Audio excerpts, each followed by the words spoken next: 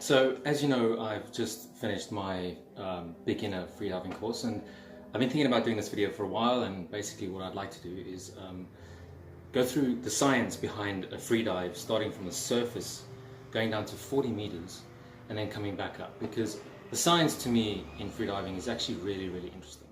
Starting off of a freedive at the surface. So what we were doing in the beginning course, and I understand this kind of changes in the advanced, but in the beginning course, you are trying to aerate the body as much as possible, so getting as much oxygen into the system as you can. At the same time, you're also trying to build up carbon dioxide in your blood. So it seems a bit counterintuitive, but carbon dioxide dissolves as carbonic acid in the blood. And carbonic acid is acidic, and what it does is it drops the pH of the blood. As the pH drops, the blood becomes more readily able to lose oxygen. It releases oxygen easier into the muscles of the body. So what you're doing is you're dropping the pH, taking in oxygen, which is then supercharging the muscles and loading the muscles, which is with as much oxygen as you can before you go down on a dive. Okay, so I'm going to have to go hands-free for a little bit. I don't have a tripod, I don't have any kind of fancy anything, so this demonstration might be a bit rough. We're going to make the assumption that you're at the surface now and you're going to take a breath. But you're not going to dive, so the assumption is that the pressure stays the same. You hold your breath, your face is in water, and when your face gets into water, you're activating the mammalian dive reflex. The mammalian dive reflex is activated when the body feels that there's water that the body is in water, and it can feel that through the trigeminal nerve. So there's a nerve that exits the brain, and it's the nerve that you can feel in your face. It does the feeling in the face, and that feels that the face is submerged in water. And when that happens, there's a couple of things that occur in the body, and it's actually really, really interesting, or I find it interesting. It slows the heart rate down. It's called bradycardia. Basically, if the heart can be pumping slower, then there's less use of oxygen. So it's a way of saving oxygen in the body during a breath hold underwater. The other thing that happens is the body goes into a vasoconstriction. A vasoconstriction is where it cuts off flow to the arms and the hands and the legs, and it keeps the blood around the center of the body so that the blood is concentrated around the heart, the brain, and the most important organs that will keep you alive.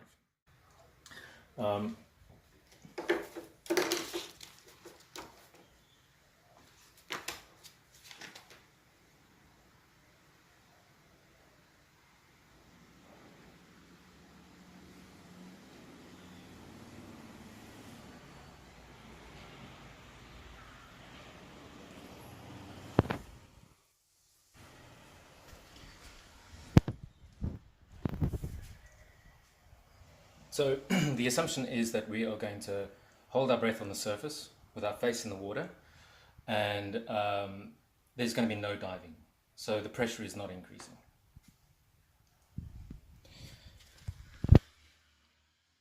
This is what I'm going to try and use to describe what's going on and the relationship between oxygen and carbon dioxide.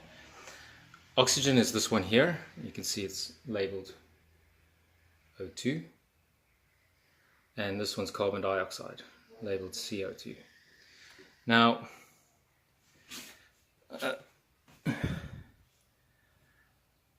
when you hold your breath, you have a full tank of oxygen, and you have a little bit of carbon dioxide, and that's because you will always have a little bit of carbon dioxide in the body. So you've charged with oxygen and you have a little bit of carbon dioxide left. And as metabolism takes place and converts sugars into energy, it uses oxygen and it produces carbon dioxide. So let's see how well I can do this with one hand. your breath hold takes place, oxygen is converted into carbon dioxide.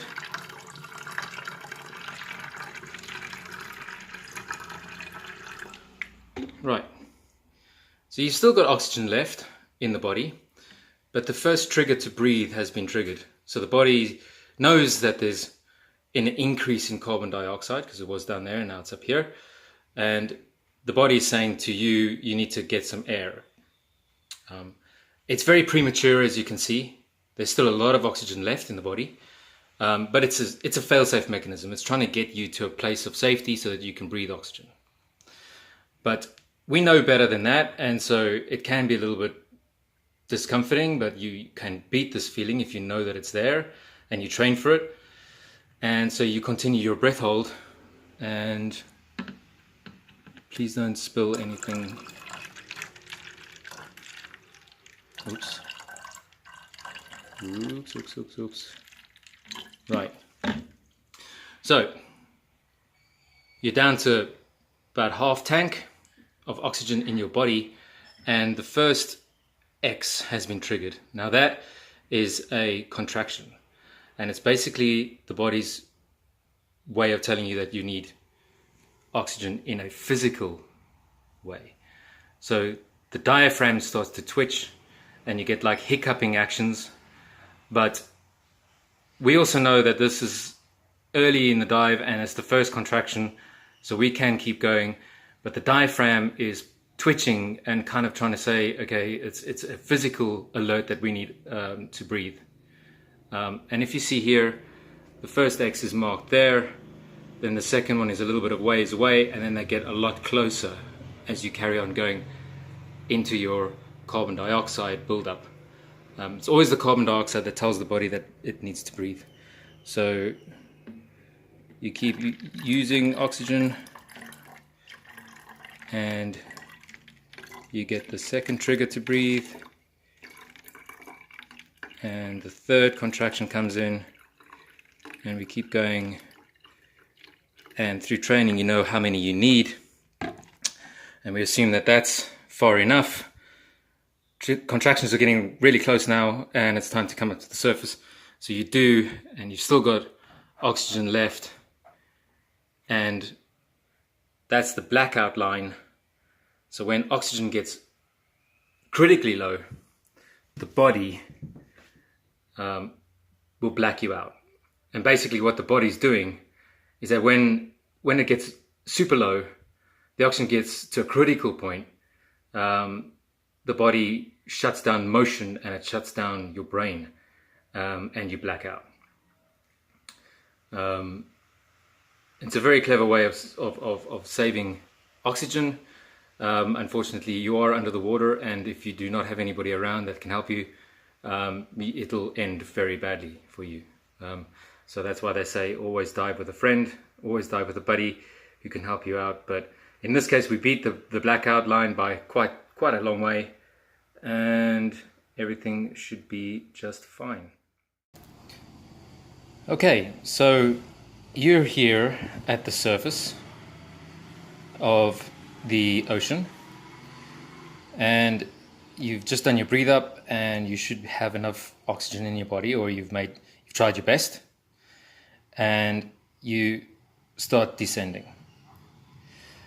Now every time you pass 10 meters, you increase the atmospheric pressure by 1.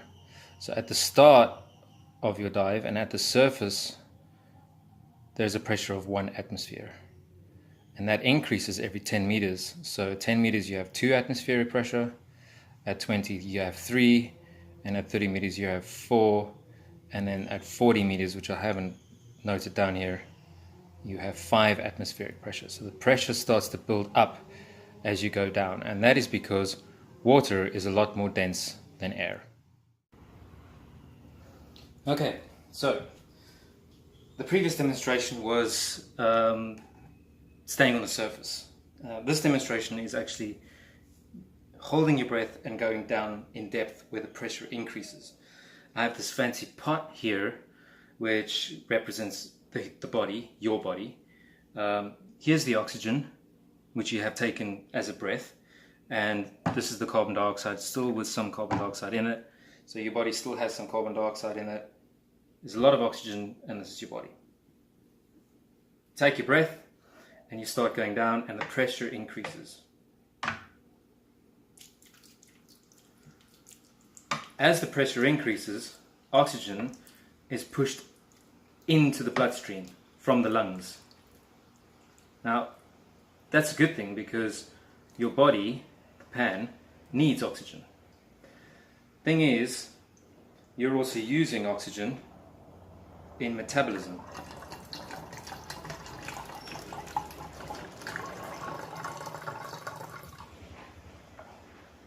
Pressure increases some more. You use more oxygen. You're getting the breathe signal. You're getting the first contraction. Contractions go up and up as you continue the dive. Today you're feeling really good, so you push yourself even further and further and further. Now you're still at depth and you don't have very much left in. You've pushed it too far. It's a competition, so you're trying to get as deep as you can, and it's time to turn around because your contractions have become advanced, and as you come up the pressure decreases and you get to 10 meters, which is usually where this all happens, because the difference between 10 meters and the surface is 1 atmospheric pressure, so you're actually doubling the pressure as you go down to 10 meters, and similarly as you come up from 10 meters it halves. And when that happens, or if you're low enough in oxygen as you pass 10 meters, you reach the blackout line and your body blacks out. So you black out, and you blacked out in the water. Now, like I say, the blackout is your body's way of saving oxygen. So it switches off motion, which uses oxygen, and it switches off the brain, which uses oxygen. Now, because of the dive reflex, the mammalian dive reflex cuts off your breathe. It stops you from breathing if the trigeminal nerve feels that you're still in water. And this is incredible to me because you're blacked out.